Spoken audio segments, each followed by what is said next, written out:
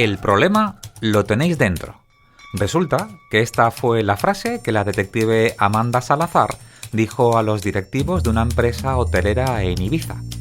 Lo hizo cuando les demostró con su investigación que 2 empleados internos hacían compras sin control ni supervisión. Caso real número 17.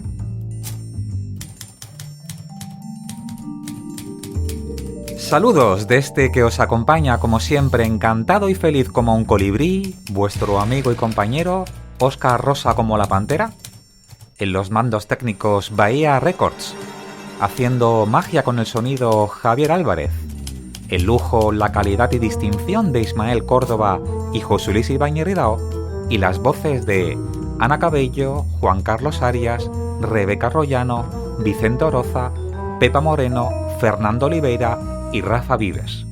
Bien hallados al episodio número 17 de El Loco del Fondo, el podcast sobre historias de detectives de verdad.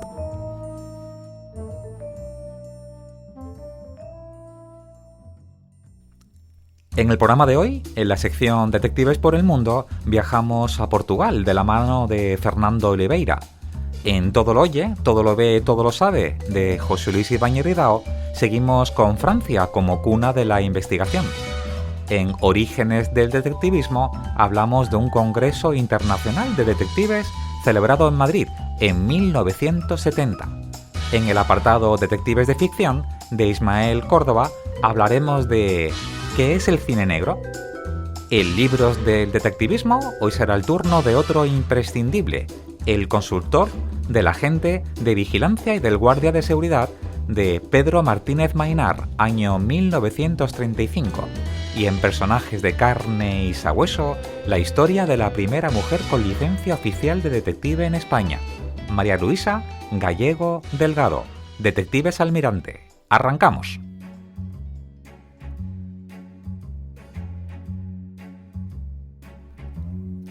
Es posible que a muchos de vosotros sea esta la primera vez que escucháis el programa.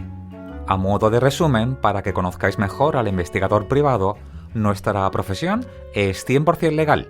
Es necesario un título de 3 años de estudios. Estamos regulados por el Ministerio del Interior, con una división que se llama Seguridad Privada. Y no podemos investigar cualquier caso. De hecho, son muchos los casos que tenemos que rechazar.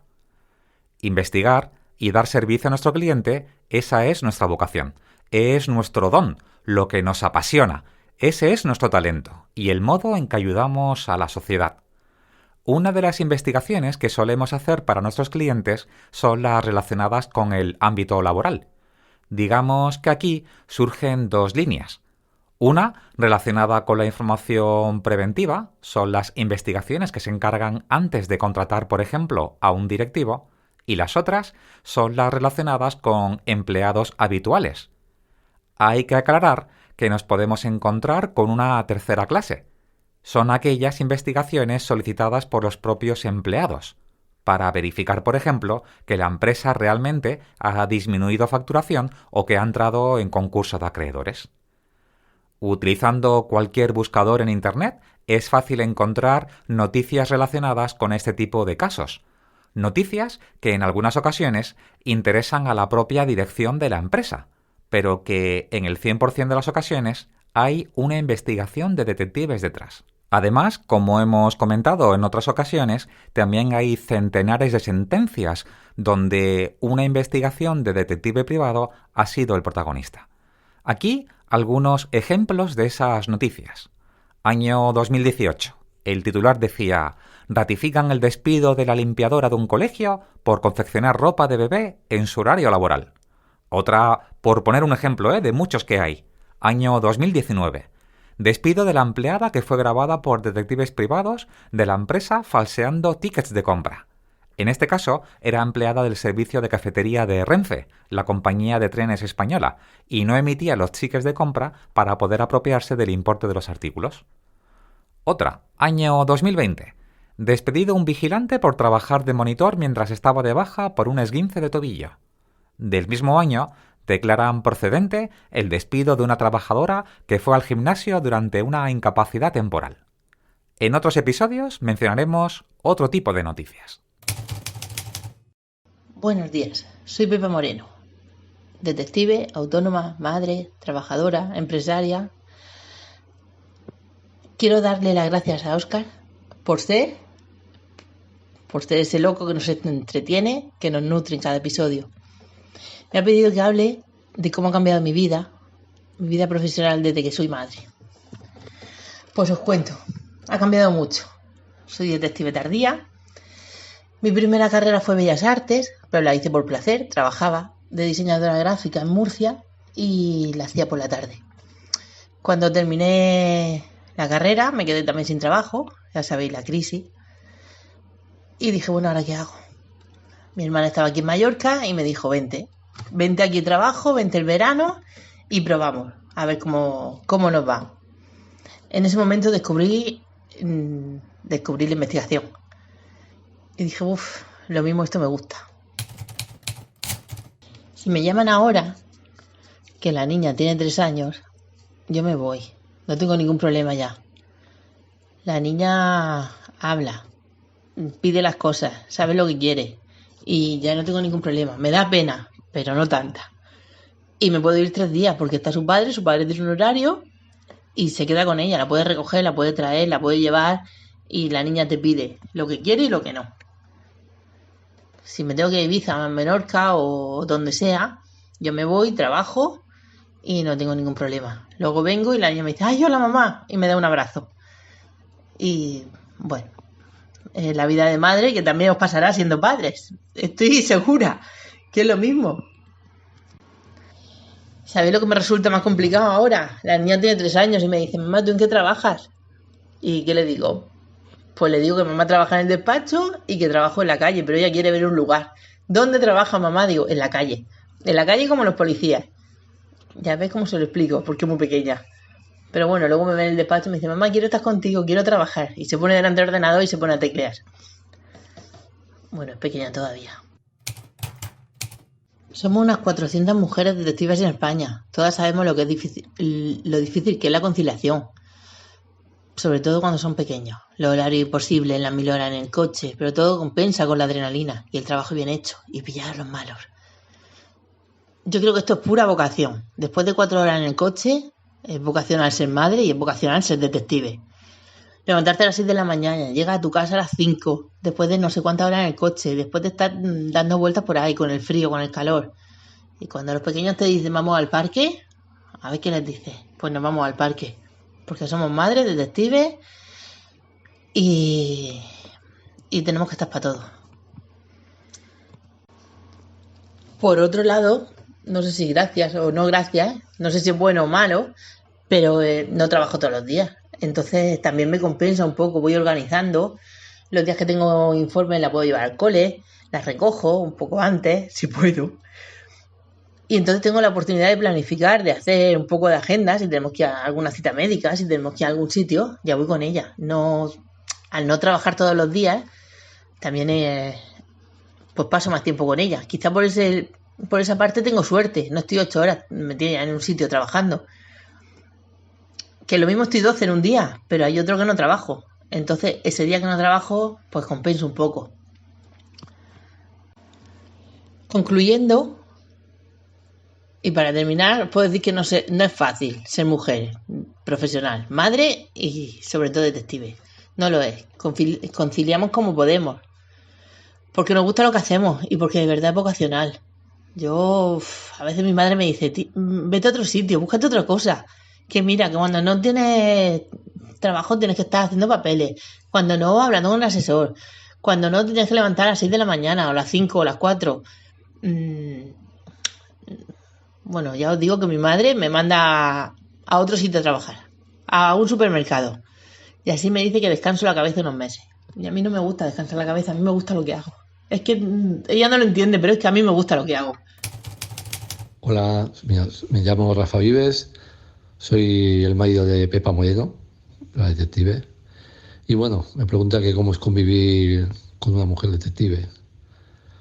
Bueno, es un poco de caótico, o el tema de los horarios, de organizarte, tal, es lo mismo, se va 2 días, que lo mismo se levanta a las 6 de la mañana y no sabes a qué hora volver, lo mismo te dice que se lleva tu coche, Lo mismo te utiliza de machaca, algunas cositas, pero bueno, todo es adaptarse y viendo que es algo que ella hace con mucha ilusión, pues intenta llevarlo lo mejor posible. Pero vamos, no deja de ser una locura. Hola, ¿qué tal? Mi nombre es Juan Carlos Arias, tengo 62 años y vivo en Sevilla, donde monté el despacho detective hace 40 años. Ser detective, obviamente, es algo que se sale de lo normal. Mi padre, mi madre, cuando yo les dije que quería ser detective, pues se llevaron las manos a la cabeza porque pensaban que era una profesión que solamente existía en las películas y las novelas. Pero con el tiempo me he dado cuenta que las preguntas que yo hacía de pequeño, que aquella curiosidad intelectual que tenemos todos, se completa con una profesión fascinante que te atrapa y hace que el detective haga su propia novela, haga su propia película de una profesión que el único fin es contar la verdad al cliente que te lo pide, y sobre todo es un oficio que poco a poco lo vas queriendo cada vez más, hasta el punto que se convierte en parte de tu otro yo, de tu ADN personal. Llegar a este convencimiento me ha costado muchísimas adversidades, perder muchísimas ilusiones y tener el sufrimiento de bastantes decepciones. Pero hay que tener también un espíritu y una voluntad irredenta, indomable. Los detectives somos personajes que nos miran de reojo allá donde vamos, pero nuestra misión debe estar clara: decir la verdad, cueste lo que cueste. Nos van a poner todo tipo de obstáculos, nos van incluso a llamar calificaciones personales o profesionales que no son ajustadas a la verdad. Si muchos clientes, si muchas personas supieran todo lo que hacemos en favor de ellos, no dirían eso. Pero yo quiero invitar sobre todo a las personas que me oyen dentro y fuera de España y en todos los países que hablamos español, o incluso quienes se quieren dedicar a esto profesionalmente, que nunca desfallezcan, que tengan fe en su proyecto, que tengan fe en el caso que le encarga el cliente, que tengan mucha paciencia, que no sale todo a la primera. Hay que tener entrega, una vocación clara y sobre todo tener mucha fe en lo que parece imposible. La misma llamada que te dan con un portazo en el teléfono, media hora después atiende el teléfono a otra persona y te dice lo que tú vas buscando. Esa puerta que llamas y que no hay nadie que te abra, puede ser que al día siguiente te la abran y te den esa información que vas buscando. Ese dato en internet que se nos escapa, que parece que no lo vamos a lograr nunca, se acaba consiguiendo. Yo invito a todos los que me oyen a que apuesten por una profesión que se sale de los cánones, que está en muchas novelas, en muchas películas, pero que refuerza la fe en lo que es la ilusión de cualquier persona. Si tienes un proyecto, si tienes una meta, si tienes un desafío, hazte detective. Es la profesión que nos espera a las personas que hacemos muchas preguntas. Gracias. Hola, oyentes del Loco del Fondo. Soy Rebeca y mi marido es detective. Lo primero que aprendes cuando eres la mujer de un detective es a mantener con discreción la profesión de tu marido.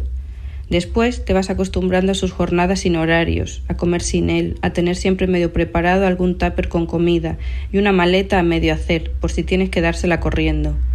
Un día lo ves llegar pletórico, otro día decaído, y ahí, en el día a día, ves todo lo que le gusta a su trabajo y cómo se implica con él. Te acostumbras a que en cualquier momento y en cualquier lugar, y sin esperarlo, te comente que ya sabe cómo solucionar un tema o cómo colocarse en algún sitio de algún servicio, y te das cuenta que le dedica cada hora que puede. Luego están los días que descansa y los dedica a hacer cursos de formación presencial o de forma online, y es que esa es otra cosa que no puede evitar, el estar continuamente intentando aprender cosas nuevas. Por la casa te puedes ir encontrando cualquier cosa cargándose a la luz o alguna cámara probándose, y es que cámara que ve, cámara que se quiere comprar. Una vez al mes, por la noche, me hace escuchar el programa El Loco del Fondo. Hay ocasiones en las que te pones a pensar dónde se encontrará, si tendrá frío o calor, si habrá podido comer o si en general estará bien, esperando una llamada que te tranquilice. Y es que a veces quisieras que trabajara en otra cosa, pero luego lo ves llegar y sabes que está hecho para este trabajo. Por si es la primera vez que nos oyes, tenéis que saber que los informes de desconfianza de pareja no podemos acceder a las contraseñas de acceso a una cuenta de correo electrónico. No podemos acceder a su historial de mensajes de WhatsApp o aplicaciones similares. No podemos poner un micrófono en cualquier parte ni acceder a su dispositivo de teléfono. Tan solo podemos hacer lo que mejor sabemos: investigar, hacer vigilancias, observar, tener paciencia y plasmar cuanto veamos. Hoy quiero compartiros un caso. Es el caso de Bruce Adler y Stacy Madison. Los dos son dentistas. Aunque no es la especialidad en mi empresa, esto es un favor que nos pidió un cliente, un despacho de detectives privados de un país del norte de Europa. Resulta que uno de sus clientes los había contratado para confirmar que su esposa, Stacy, una prestigiosa dentista de un país nórdico, le estaba siendo infiel, supuestamente con Bruce, también dentista y casado. Pronto se iba a celebrar durante 3 días el Congreso Mundial de Dentistas en Barcelona. Para eso nos habían contratado. País distinto, y si ya tenían una historia de amor y romance, las posibilidades que cometieran un despiste eran muy altas. Solicitamos una fotografía de los dos. Nuestro detective se inscribe en el Congreso como un dentista más. Por cierto, el coste de la asistencia al Congreso tenía un valor aproximado a unos $1.000. Una vez identificados y localizados, se realiza una vigilancia. Localiza el número de habitación de Bruce y Stacy, que por cierto estaban una al lado de la otra. Como si fuera una sombra, el detective no se separó de ellos, desde que salían de la habitación a desayunar hasta que regresaban después de la cena. Era evidente que durante el transcurso de las conferencias no iban a ocurrir nada especial entre ellos, y menos delante de sus colegas de profesión. Cuando las jornadas terminaban, la gran mayoría de los asistentes iban a la terraza del hotel. Bebían, comían, se reían y desconectaban. Pero no había nada que demostrara una muestra extra de cariño. Eso sí, Bruce y Stacy no se separaban en ningún momento. Se notaba que existía una conexión especial entre los dos, pero no había modo de reflejarla en una fotografía o un vídeo. Daba la impresión de que sus movimientos estaban planificados y coordinados. Cada uno entraba y salía de su habitación aproximadamente a la misma hora. Pero el detective descubrió algo cuando se entrevistó con el personal del hotel para intentar obtener algo de información. Se trataba de una petición expresa de uno de ellos, cuando hicieron el check-in. Se trataba de tener una habitación una al lado de la otra. ¿Por qué? Pues resulta que ciertas habitaciones del hotel tenían una puerta que comunicaba con la habitación de al lado. Estaba pensada para familias numerosas. Era imposible, lógicamente, saber lo que ocurría en su interior. El detective incluso hacía llamadas por teléfono a las habitaciones una vez que tenía la seguridad que estaban dentro. Claro que, en ocasiones, una de las dos habitaciones no atendía la llamada. ¿Pero qué demostraba eso? ¿Qué demostraba que no atendiera el teléfono? Nada. El congreso llegaba a su fin y el detective no había conseguido ninguna evidencia. Cientos de fotografías de los dos, sentados juntos durante el transcurso de las jornadas. Risas, miradas cómplices, desayunando, bebiendo en la terraza, cenando. Y nada. Pero aquí, que al detective le dio por ampliar una de las imágenes. Debajo de la mesa, mientras los dos se reían, junto a otros compañeros dentistas, se podía ver claramente que sus manos estaban agarradas. Decenas de fotos captaban algo similar en momentos distintos de la jornada y días distintos. Una mano encima de la pierna, una caricia, juego de dedos que reflejaban un momento mágico, y es que el secreto estaba en poner la atención debajo de la mesa.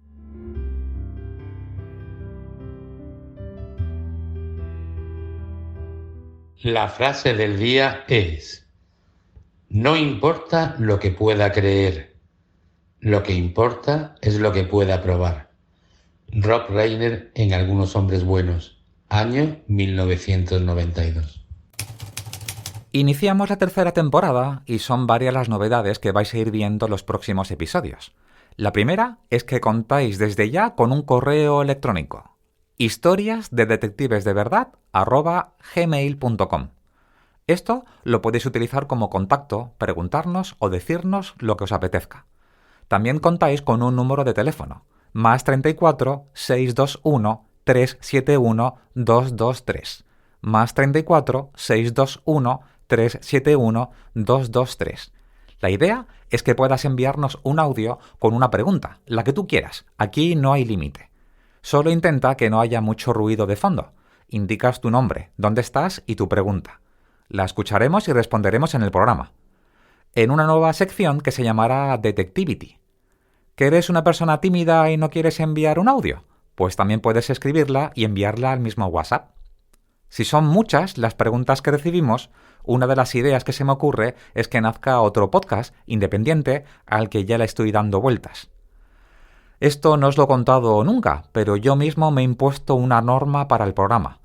En realidad son más de una, pero la principal es el tiempo. Hay veces que tengo que reconoceros que me presiona y que el programa no supere la hora de duración. Seguro que si os digo una frase, os viene una situación a la mente. 1 minuto cuenta. ¿A que sí? Un vuelo, un tren, coincidir con alguien y como estas, habrá 1000. Pues eso, el tiempo cuenta y son muchas las cosas que quiero hacer. Me gustaría una sección con entrevistas a expertos, me apetece mucho interactuar con vosotros, los locoescuchas, quiero hacer una sección de curiosidades de la profesión, que ya por cierto tengo unas cuantas recopiladas, me ilusiona el rescatar seriales radiofónicos, he encontrado por cierto 2 joyitas que pronto os voy a desvelar. También 2 obras de teatro que he encontrado y que o bien las representaré en un teatro o bien lo haré desde aquí, como si fuera un serial de esos que escuchaban nuestros abuelos. Dicho esto, Ana María Salazar, detective privado en Perú y presidenta de la prestigiosa Asociación Central Nacional de Detectives Privados del Perú, CENDEPRIP, nos envía un saludo. Hola, soy Ana María Salazar Manayali, detective privado del Perú. Envío un saludo especial a los oyentes del programa El Loco del Fondo, historias de detectives de verdad. Muchas gracias, Ana María. Y ahora, abróchate el cinturón y disfruta.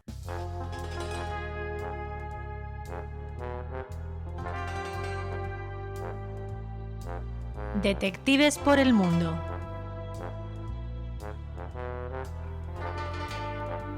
Hoy, para la sección de Detectives por el Mundo, contamos con un detective de excepción, mi amigo y compañero Fernando Oliveira, un conocido detective de Portugal, habitual en los eventos y congresos en España, amigo de varios investigadores españoles. ¿Qué mejor que él para contarnos, no? Hola, muy buenas noches. Soy Fernando Oliveira, detective privado en Portugal. Y desde entrada pues me gustaría saludar a todos los oyentes de este programa, a todos vos compañeros y amigos por España y un poco por todas las partes del mundo. Pues estoy ubicado en Oporto y pues mi compañero Óscar, compañero, amigo, un hermano, una referencia, pues me invita a ser parte de este programa y bueno, esa es la primera vez por lo que pido que alguna comprensión. Pero, a ver, pues todo que tiene la marca de Óscar Rosa, pues es una garantía de que va a salir bien y por eso aquí estoy, aquí me tienen. A ver, me toca pues hablaros un poquito de la realidad de la investigación privada aquí en Portugal, de qué hacemos, cómo somos los detectives privados en Portugal. Y bueno, puede empezar por el día de hoy. Yo creo que a un compañero que me escuche se va a identificar.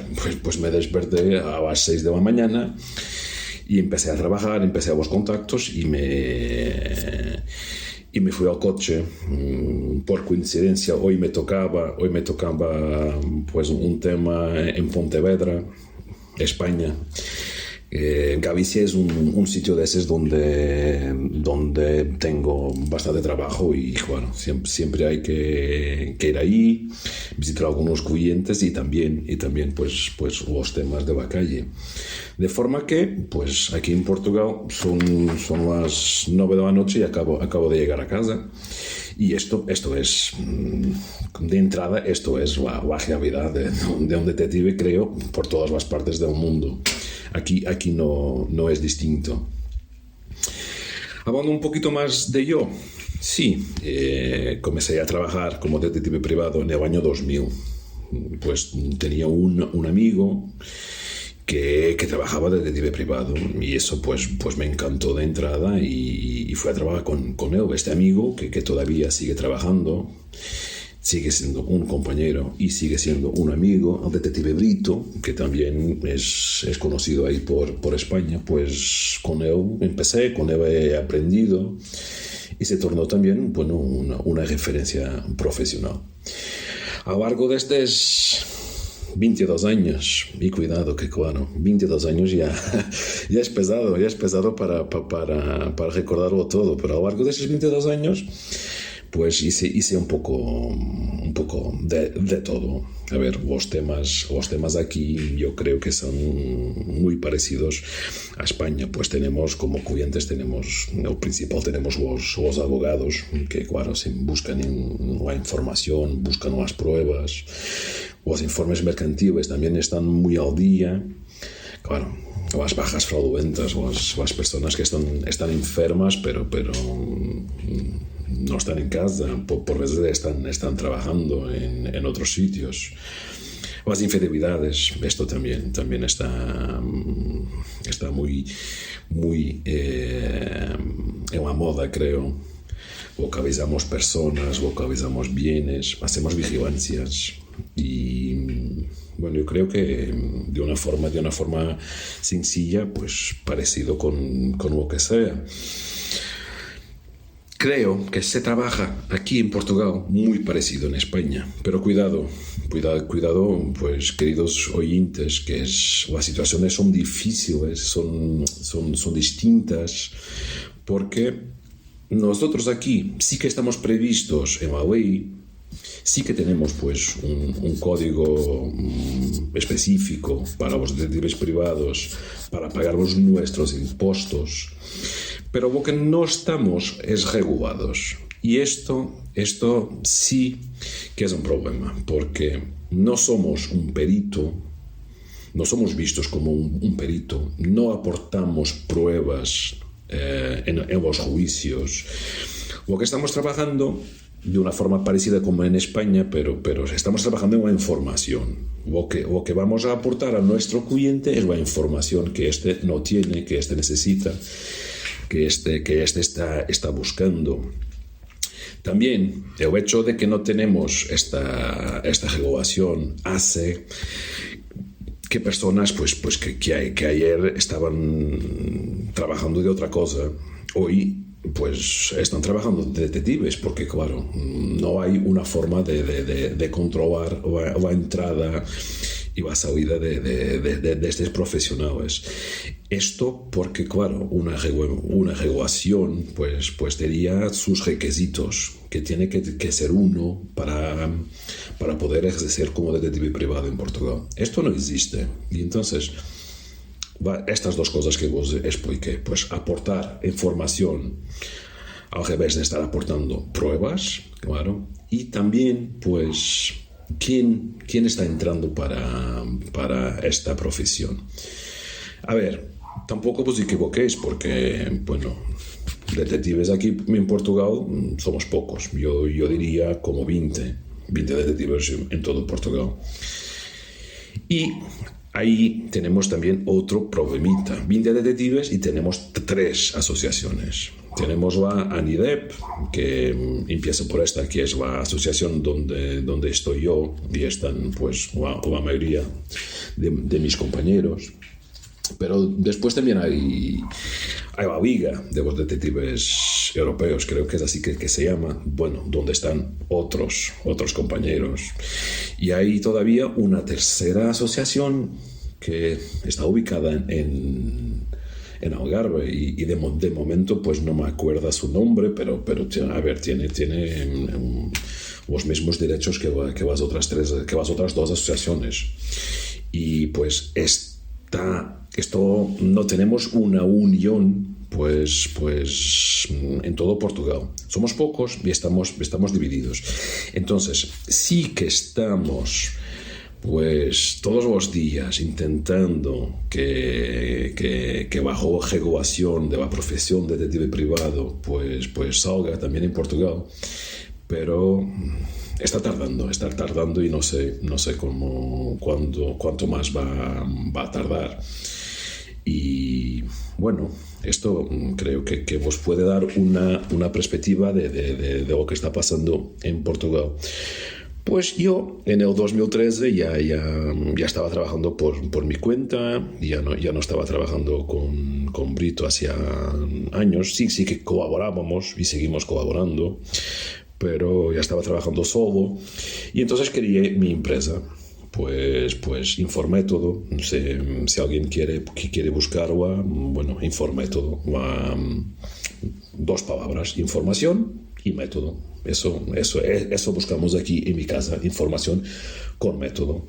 Y entonces, pues desde el 2013 estamos trabajando en todos esos temas que vos hablé.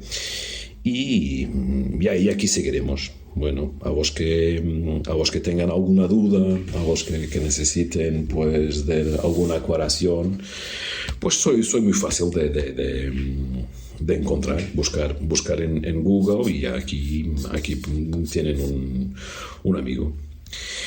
Y pues creo que es todo.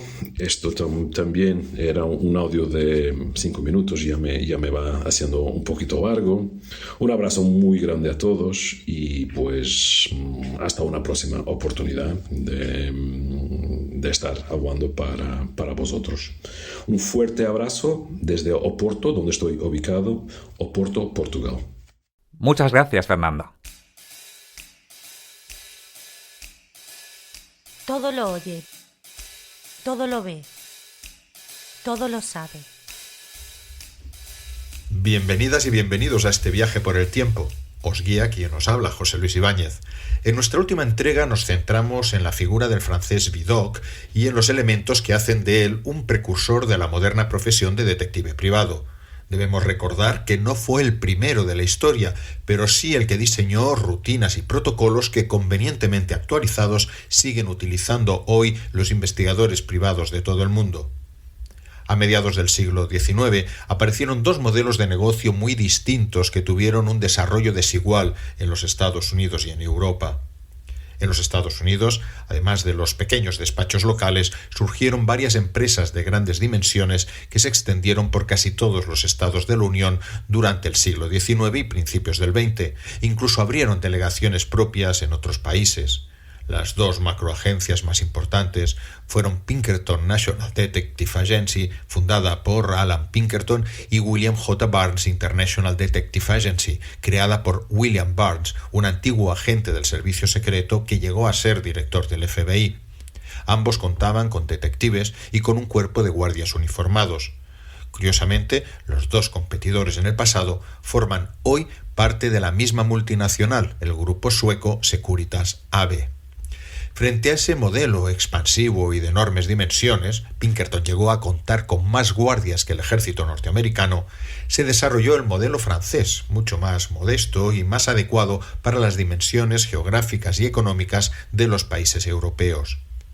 Incluso las sedes eran distintas. Mientras que en Estados Unidos las grandes agencias intentaban contar con edificios propios, en Francia se habilitaron apartamentos en edificios residenciales como si se tratase de médicos o de abogados. Dado que las agencias pioneras estaban íntimamente relacionadas con la actividad comercial y mercantil, siguieron el modelo de Vidocq, compaginando la investigación privada con la información comercial. En América, en cambio, la especialización se produjo casi desde el principio.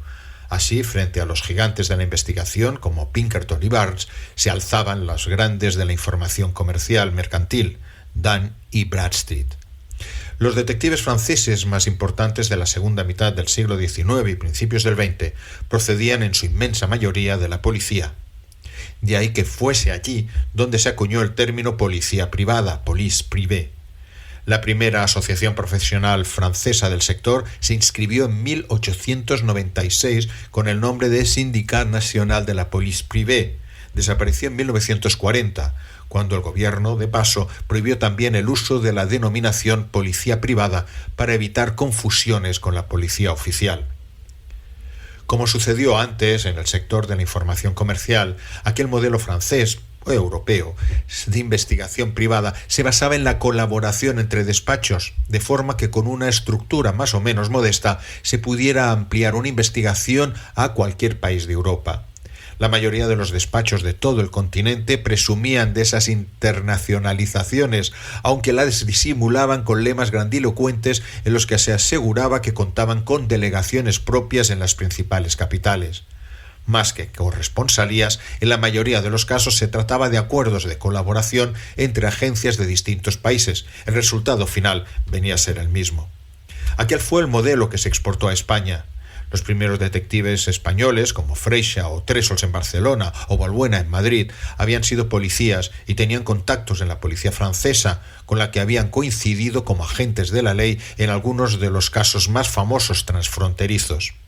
Así Gorón, por ejemplo, hablaba español y siempre ofreció su ayuda a los detectives españoles. Antoni Trésols llegó a pasar un par de semanas en París estudiando su organización y métodos antes de abrir su agencia barcelonesa en 1914. De aquellos grandes investigadores franceses hablaremos en nuestra próxima entrega. Conocerán a unos tipos tan eficientes como singulares. Billiot, Gorón, César forman parte de la mitología profesional de Europa.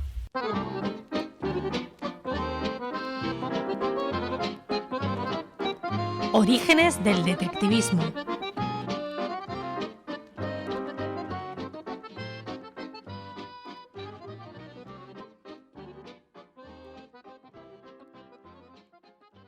Las series televisivas que nos llegan de Norteamérica brinda a menudo una imagen del detective privado que no corresponde a la realidad. Contemplando estos telefilms, se podría creer que son una especie de superhombres sin problemas, que nada tienen que ver con el resto de los mortales. Ni que decir tiene que esto no es así. Los detectives privados tienen sus problemas, como todo el mundo, y para resolverlos acaban de celebrar en Madrid su cuarta asamblea internacional a la que han concurrido representantes de 18 países. En esta asamblea han intercambiado ideas y métodos de trabajo y por iniciativa de la delegación española han estudiado la posibilidad de crear un carné internacional que les permita trabajar en cualquier parte del mundo, ya que no es justo que solo en los Estados Unidos los detectives privados sean tan eficaces. Algunos lo son tanto que ni se les ve. Se trataba del cuarto Congreso Internacional de Detectives Privados que se celebró en Madrid, del 3 al 5 de octubre del año 1970, y que según los medios de comunicación asistieron más de 300 detectives de 18 países distintos, tanto de Europa Occidental, Japón, Canadá, Israel y Estados Unidos. Lo que habéis oído es tal cual lo contó el noticiero documental Nodo, el 12 de octubre de 1970. Grandes decisiones y avances para la profesión se han tomado en congresos. Lo habitual es que estos congresos estén vinculados con un colectivo, un colegio profesional o una asociación. Como sabemos, la profesión de detective privado ya existía en España desde mediados del siglo XIX, pero no fue reconocida y regulada hasta una orden ministerial del 17 de enero de 1951 y que estuvo vigente hasta una siguiente orden ministerial, es la del 7 de marzo de 1972, y es aquella en la que se regulaba la organización y funcionamiento de las agencias privadas de investigación. Bien, pues fue precisamente esta orden ministerial tan importante la que fue fruto de este cuarto Congreso Internacional de Detectives de 1970 celebrado en Madrid. Los congresos, además, sirven para dar visibilidad y notoriedad a la profesión ante colegas internacionales. Provoca, como hemos visto, menciones en medios de comunicación y da reconocimiento a autoridades oficiales.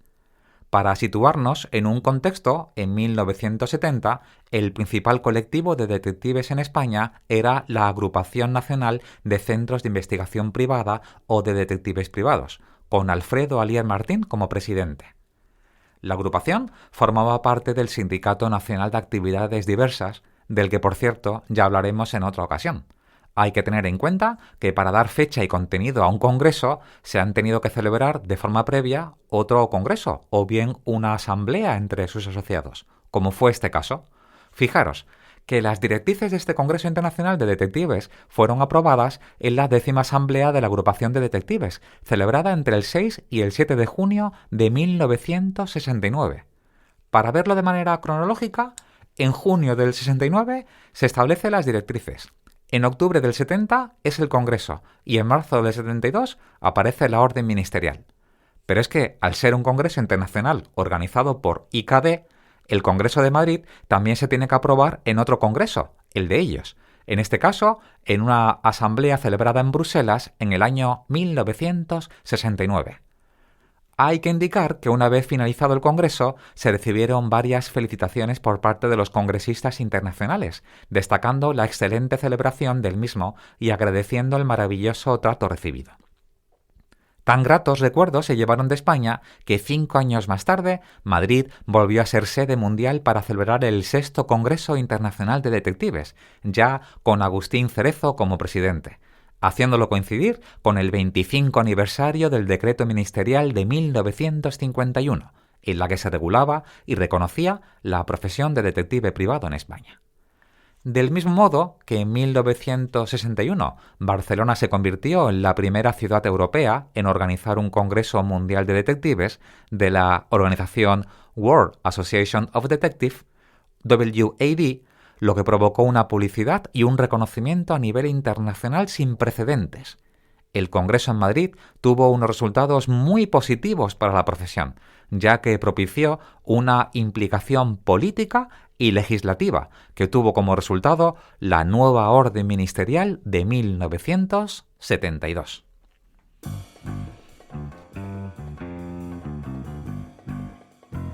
Detectives de ficción.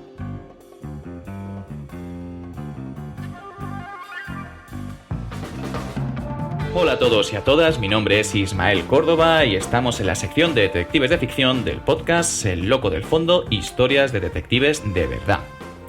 A la pregunta ¿qué es el cine negro?, quizás alguno de vosotros o vosotras me respondería que el cine negro es Perdición de Billy Wilder o Retorno al pasado de Jacques Tourneur.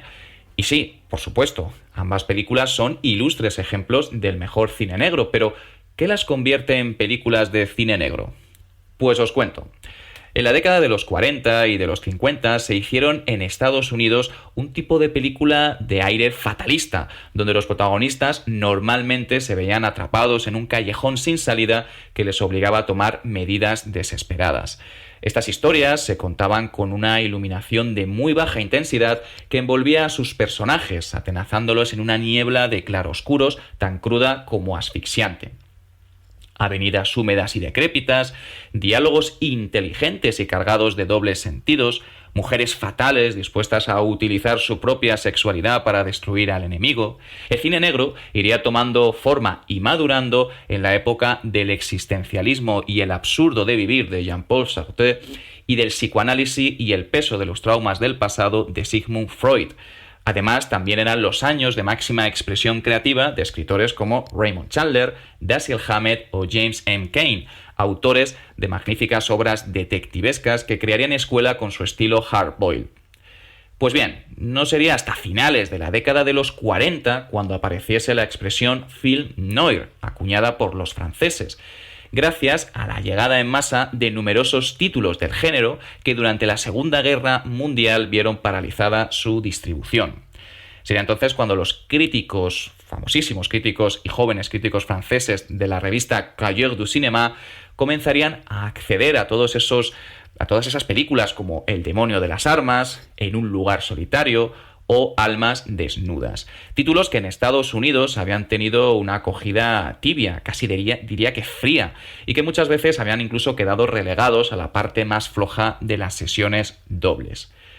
No obstante, y a pesar del entusiasmo de los críticos franceses, no sería hasta ya casi la década de los 80 cuando el concepto de film noir, cine negro, se extendió por todo el mundo gracias, paradójicamente, al impacto positivo que el movimiento neo-noir, lo que se denomina el nuevo cine negro, tendría con títulos como Chinatown, de Roman Polanski, La conversación, de Francis Ford Coppola o Fuego en el cuerpo, del gran Lawrence Kasdan.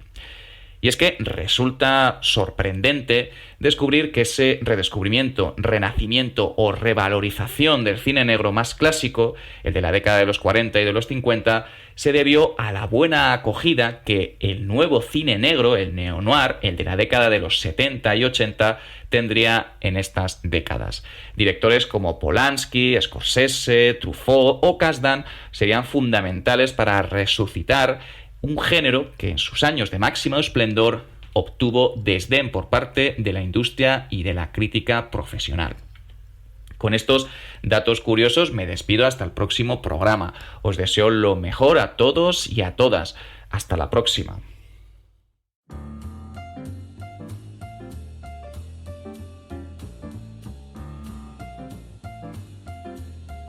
Libros elementales. El libro de hoy es uno de mis favoritos en una biblioteca elemental. Me encanta el cuero de las tapas y en el contenido tiene algunos temas más que interesantes.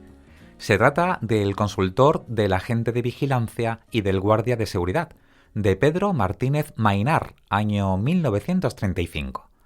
El libro que nos ocupa comprende las atribuciones y deberes del personal de ambos cuerpos como auxiliares de los juzgados y como salvaguardias del orden público. El libro protagonista contiene 4 partes. La primera incluye 3 capítulos. El primero se refiere a legislación, donde nos encontramos temas como la Dirección General de Seguridad, distintivo del Cuerpo de Vigilancia o de la Policía Gubernativa, entre otros. El segundo capítulo incluye temas como referencias al cuerpo de vigilancia, raíz de lo que más adelante sería el cuerpo de policía, que incluye temas como comisarías e inspecciones, órdenes por escrito o deberes en el servicio de guardia, entre otros. El tercer capítulo se refiere al cuerpo de seguridad y asalto y recoge referencias al honor, valor, educación, instrucción y academias, relaciones entre los cuerpos, conducción de detenidos o las alteraciones de orden público. La segunda parte es el más extenso de todos los temas, que son además muy variados, hablando sobre detenciones, averiguaciones y pesquisas. El último capítulo hace referencia a los reglamentos diversos. Sobre el autor, sabemos que fue comandante de la Guardia Civil y que también dejó un legado en forma de libros como Guía del Guardia Civil, año 1921, Legislación de caza, año 1927, Guía del Somatenista, año 1937, y El consultor del Guardia Civil Rural de Costas y Fronteras, año 1942.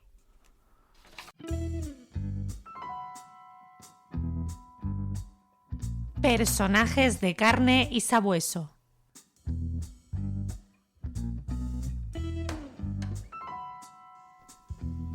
En otros episodios ya os he contado que me encanta coleccionar artículos relacionados con despachos de detectives y agencias de informes comerciales del pasado.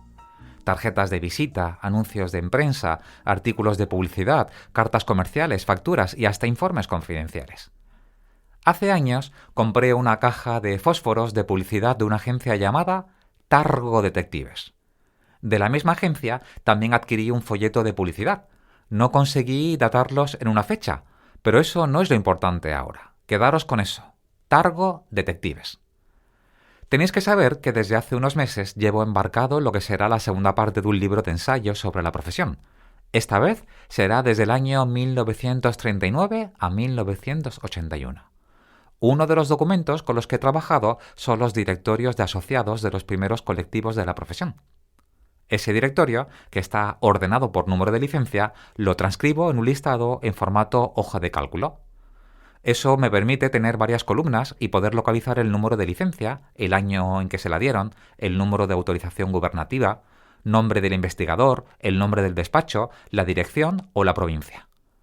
Mi atención se detiene en María Luisa Gallego Delgado, despacho Detectives Almirante, licencia número 8, febrero del año 52. Licencia gubernativa número 12 de Madrid. Aquí comienza un enamoramiento sazonado con sabores a frustración. Nunca había oído hablar de ella antes, pero tenía delante de mí el nombre de la primera mujer detective con licencia oficial en España. Más adelante supe que su despacho sería todo un referente y que llegó a tener más de 30 empleados en su trayectoria profesional. Un despacho considerado por muchos como una cuna de detectives, además de ser un referente en publicidad. Mi imaginación se dispara. Me entusiasmo pensando en el episodio tan especial que puedo hacer sobre ella. Así que me pongo a investigar y eso es precisamente lo que quiero compartir hoy con vosotros. Los pasos que pude seguir desde la primera vez que leo el nombre de una mujer y lo que he conseguido investigar y averiguar sobre ella. Este es el resultado. En este mundo digital, lo primero que hago es poner su nombre en un buscador y me encuentro con una esquela, publicada en el periódico español ABC.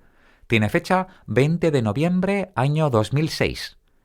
Es absolutamente increíble la cantidad de información que puede aportar una esquela. La fecha del fallecimiento, la provincia donde ha ocurrido, la edad que tenía, y restando al año de publicación de la esquela, puedes saber los años que tenía. Puedes saber incluso el año en que nació, y de ahí solicitar un certificado de nacimiento, donde puedes encontrar, entre otros datos, el nombre de sus padres. En una esquela también puedes encontrar el nombre de su pareja, de sus hijos, incluso de otros familiares cercanos. En esta esquela en concreto, además del nombre de la persona que estaba buscando, María Luisa Gallego Delgado, me encuentro con 3 datos que me dan las primeras líneas para investigar. La primera es la confirmación que la persona estaba fallecida, la fecha y ciudad. Según la esquela, es el 3 de abril del 2006, en Madrid. Con eso ya podía solicitar un certificado de defunción y conocer, por ejemplo, los motivos del deceso. El segundo dato es que en la parte superior de esa misma esquela aparecía el nombre de su esposo, que por cierto indicaba que había fallecido el 20 de noviembre de 1991. El nombre, José Antonio Tobar Algorta. Os reconozco que el nombre de él me resultaba muy familiar. Lo había leído antes. Pero mi sorpresa es que cuando busco el nombre de él en ese listado hoja de cálculo que me había creado de primeras agencias, aparece. Tiene la licencia número 3 a nivel nacional y además tengo el nombre de su agencia, que no es otra que Targo Detectives. ¿Os acordáis? Es la misma que años antes había comprado material de publicidad sin conocerlos. El tercer dato es que en la parte inferior izquierda de la esquela, en letra pequeña indica su hija Marisa. De modo que este es el resumen de mi hallazgo. 2 de las primeras licencias de detectives de mediados de los años 60 eran marido y mujer. José Antonio Tobar Algorta, de Detectives Targo, y María Luisa Gallego Delgado, de Detectives Almirante. Ya hay precedentes de varios despachos gestionados por matrimonios y parejas, pero en todos estos casos los dos trabajaban en la misma agencia. No me había encontrado nunca un caso de una pareja que cada uno gestionara un despacho distinto e independiente. Cada uno con una marca, una imagen, una dirección. Quizás era una especie de estrategia comercial. El último dato importante de la esquela era el nombre de su hija. Se llamaba Marisa, y si jugaba con los apellidos de sus padres, me encontraba con su nombre completo. Por el año de la esquela, las posibilidades de seguir viva eran muy altas, y con suerte podía localizarla, hablar con ella y tener una fuente directa que me hablara de la madre. Para comenzar la historia de María Luisa Gallego Delgado tenemos que empezar como siempre desde el principio, de modo que nos retrotraemos al 9 de marzo de 1926. Es el día que nace nuestra protagonista en Villanueva de los Infantes, un pueblo de Ciudad Real, a muy pocos kilómetros donde nacería años después el gran icono para los investigadores españoles, Eugenio Vélez Troya. También un pueblo muy vinculado con el gran escritor del siglo de oro, don Francisco de Quevedo y Villegas.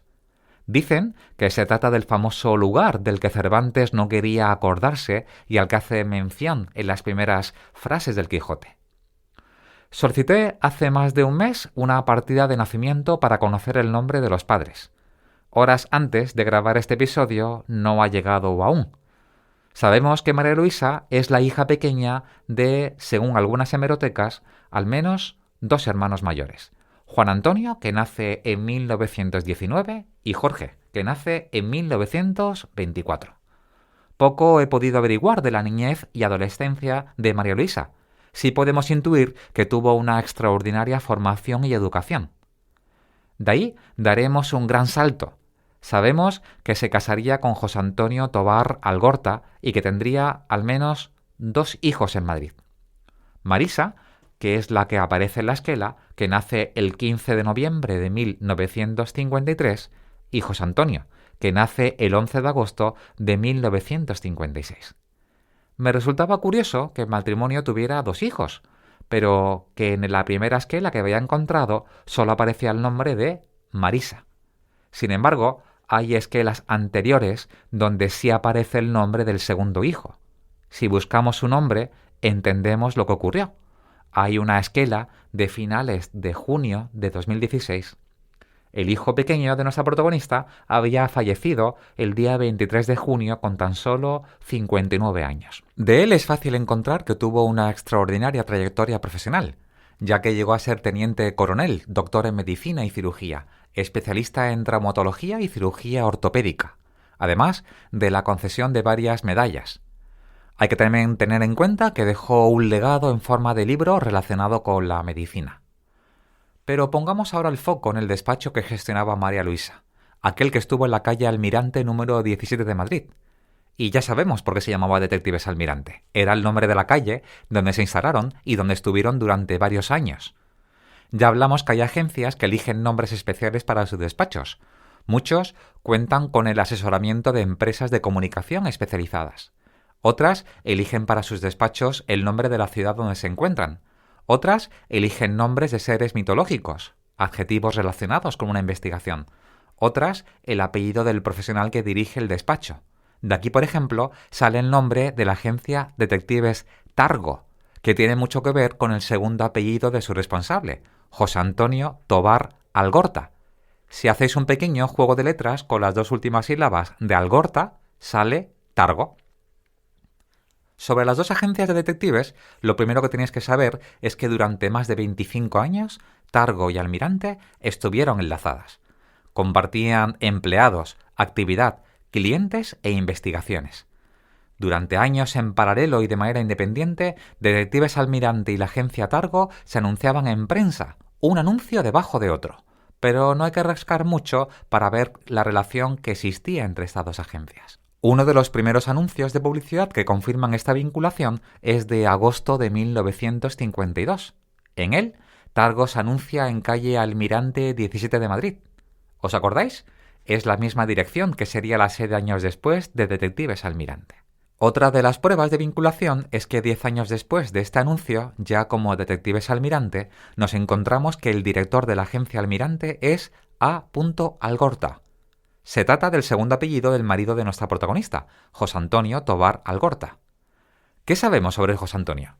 Sabemos que fue director de la agencia Targo, que era detective con la licencia número 3, y por tanto, una vez que fallecieron la licencia número 1 y la número 2, pudo presumir durante años en sus anuncios de publicidad de ser la primera licencia en España.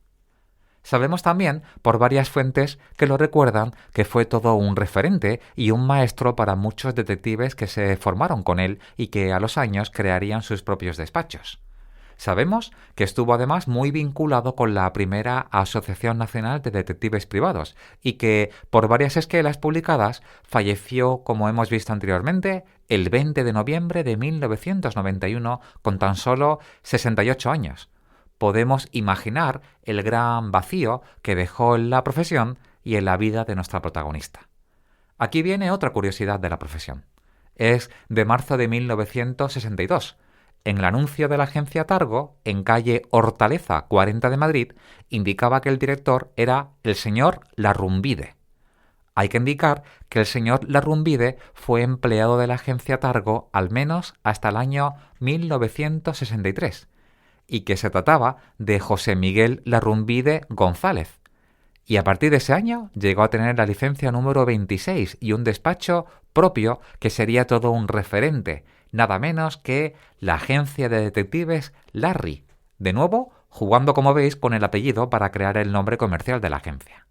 A él también dedicaremos un merecido episodio. Justo debajo de ese anuncio es donde nos encontramos el anuncio de Almirante, donde indicaba que el director era A. Algorta.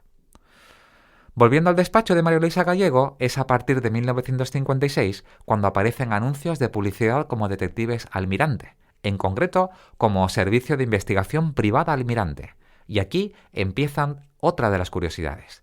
Indicaba que el director de la agencia era el señor Martínez. Muy curioso lo del señor Martínez, ya que no había nadie en el despacho con ese apellido. Era, digamos, una forma de ser discretos y guardar el anonimato. Más adelante aparecerán anuncios donde indicaba que el director era el señor García. Entre los servicios anunciados estaban las investigaciones sobre delitos privados, conductas dudosas, indagaciones reservadas, seguimientos, averiguaciones privadas, informes confidenciales, prematrimoniales, insolvencias fingidas, duplicidad de empleos, laborales, búsqueda de paraderos, y aseguraban aportación de pruebas juristas y siempre garantizando absoluta reserva. No sabemos si la persona que estaba detrás de estos anuncios ficticios del señor Martínez o señor García era José Antonio Tobar o María Luisa Gallego. Quitémonos las gafas del presentismo para irnos a los años 60. Ella era mujer y detective. Tampoco podemos asegurar que sea María Luisa la persona que está detrás de la entrevista publicada en el periódico El País el 20 de enero de 1980. Se trata de una extraordinaria entrevista que para leerla hay que comprar el periódico completo en una web especial, ya que la hemeroteca del País no es abierta ni permite buscar por palabras. Esa entrevista os la leeré íntegra en el siguiente episodio. Otro dato que se puede encontrar por fuentes abiertas es el Boletín Oficial de la Propiedad Industrial. Con fecha 16 de marzo de 1962 se le concede a José Antonio Tobar el nombre comercial de Almirante, como establecimiento destinado a agencia de investigaciones privadas en Madrid. Por cierto, una recomendación: cuando utilicéis buscadores como el de este boletín de la propiedad industrial, la búsqueda tiene que ser con paciencia y esmero, con varias combinaciones de los apellidos y el nombre. En este caso concreto, llegué a encontrarlo utilizando únicamente los apellidos. No hubiera sido posible encontrarlo por el nombre, ya que no aparece la E de José. En su lugar aparece una H. Son los errores que se producen, digamos, al digitalizar o escanear los documentos. Por cierto, que en el mismo boletín también nos encontramos el registro de su imagen corporativa. 3 letras, una D, una P y una A, entrelazadas, y un título en la parte inferior con la palabra Almirante. Esa imagen la utilizarían como encabezado de sus documentos. Otro dato significativo que encontramos es a partir de 1964. Almirante, además de Madrid, se anuncia en la provincia de Alicante. Se trata de una sucursal en la calle Méndez Núñez número 45. Tuvieron que asignar a alguien para que se hiciera cargo del despacho en esa ciudad, que no llegó a durar mucho en el tiempo. Entre los numerosos hitos por los que se puede valorar a nuestros protagonistas es sin duda por sus dotes para la publicidad. Hemos valorado en otras ocasiones esta hazaña. Me parece admirable la capacidad de llamar la atención de un lector con el fin de convertirlo en consumidor. Muchos de estos anuncios los voy a dejar en la sección Comunidad de iVoox o iVoox, pero quiero hablaros de uno de ellos. Recordamos que uno de los principales clientes de los investigadores privados en todo el mundo son los despachos de abogados. Este anuncio aparecía publicado en periódicos españoles de gran prestigio como ABC o El País. Siempre lo hacían a inicios o mediados de septiembre, cuando las vacaciones de verano habían terminado. He encontrado 3 anuncios similares, uno del año 76, otro del año 80 y otro del año 1981. De ellos voy a describiros el de 1980. A modo de titular del anuncio, como si fuera una carta, con letra de mayor tamaño que el resto del texto y resaltado en color negro, indicaba «A los señores abogados y procuradores». Durante el pasado año judicial 1979-1980 hemos practicado los siguientes servicios profesionales. Informes de responsabilidad económica previos para cogniciones, embargos, ejecutivos, etc., 56%. Asuntos laborales y bajas fingidas, 28%. Delitos privados, 4%. Localización de domicilios, 2%. Sobre ley de arrendamientos urbanos y otros, 10%. En la parte inferior del anuncio y a modo de conclusión indicaba: Habida cuenta de que el 90% de nuestros asuntos profesionales proceden de los despachos de los señores abogados y procuradores, y finalizando el periodo de vacaciones, una vez más, Detectives Almirante se encuentra a su servicio en sus oficinas de calle Almirante número 17. Tengo que deciros que me encanta ver esa visión de la publicidad hace más de 40 años. Os cuento también que me he entrevistado con al menos 4 detectives que llegaron a conocerlos. Todos coinciden en reconocer la grandeza del despacho Almirante y que la cara visible en la década de los años 80 y 90 era uno de los detectives auxiliares del despacho, de nombre Julián Rodríguez. En mi investigación y búsqueda de información hay 2 artículos donde se menciona a Detectives Almirante. Los 2 corresponden a la revista Interview y al no ser de libre acceso también hay que comprarlas en un anticuario. La primera de ellas es de marzo de 1989. Cuando por fin tienes delante el ejemplar, lo que compruebas es que tan solo se trata de una frase donde se menciona una investigación que la Iglesia de la Cienciología ha encargado a 3 despachos de detectives sobre una serie de políticos. Uno de esos despachos es el de Almirante, donde se menciona a María Luisa Gallego Delgado como directora. El segundo ejemplar es de diciembre de 1989. El artículo menciona en tan solo una frase que la organización Cáritas encarga sobre una serie de inquilinos una investigación de un edificio en concreto. Eran investigaciones sobre arrendamientos urbanos. Curioso, ¿no?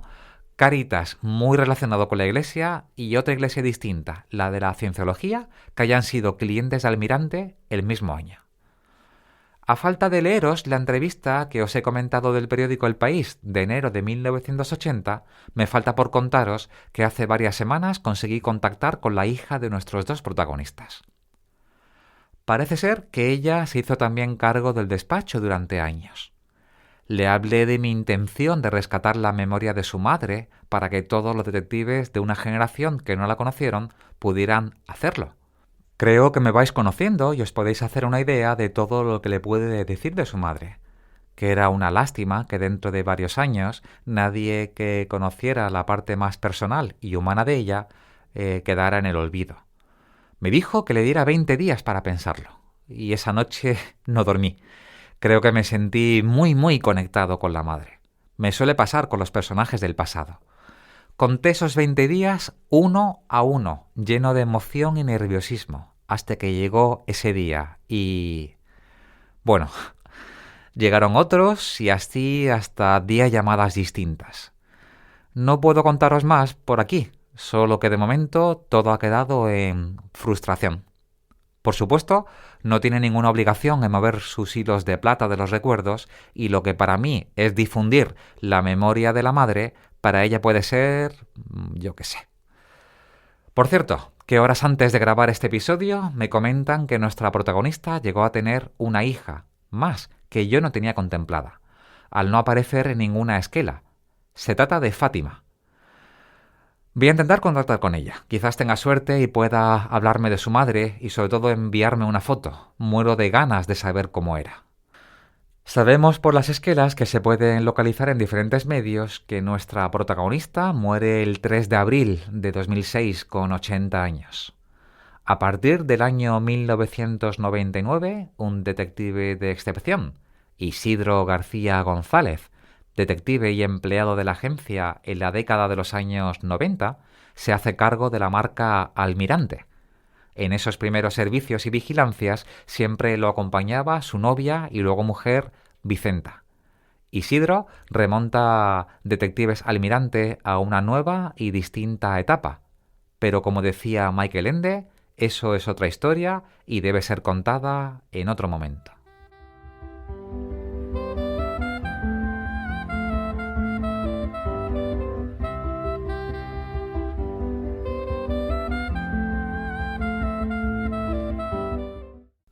Hasta aquí nuestro homenaje a María Luisa Gallego Delgado, nuestra protagonista de hoy en Personajes de Carne y Sabueso.